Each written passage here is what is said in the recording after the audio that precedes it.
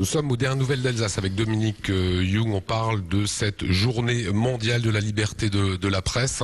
Un de nos confrères est otage actuellement des FARC. Je pense à Roméo Langlois. Cette journée est une journée qui permet de parler du travail quotidien des journalistes. Je voudrais qu'on fasse un petit mot sur cette liberté de la presse.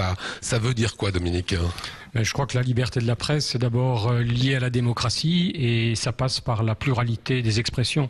Je pense que c'est ça qui est important, c'est qu'il n'y ait pas une parole orientée, pilotée, verticale et que la liberté de penser puisse passer par la liberté des médias. Je pense aussi que ça sous-entend qu'il y a une déontologie de la part des journalistes et qu'ils respectent un certain nombre de règles. Je pense que c'est important. On le voit bien dans les pays qui sont nouveaux sur la scène démocratique. Il y a un risque de dérapage de la presse où au nom de la liberté de la presse, on dit n'importe quoi, on calomnie on colporte la calomnie ou la rumeur. Et je pense que c'est un peu un péché de jeunesse des toutes jeunes démocraties d'avoir des journalistes qui s'autoproclament journalistes sans en manier complètement les règles. Est-ce qu'aujourd'hui, des pays comme la Syrie nous rappellent que la liberté de la presse est bafouée ou qu'il n'y en a pas du tout ? Oui, mais la Syrie bien sûr, mais Bahreïn, le Yémen, la Chine aussi, l'Iran, je pense que l'Érythrée, je pense que ce sont les pays où la liberté de la presse est la moins connue et la plus bafouée.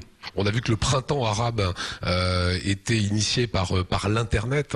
Est-ce que aujourd'hui les nouvelles victimes sont celles qui font passer l'information par internet ?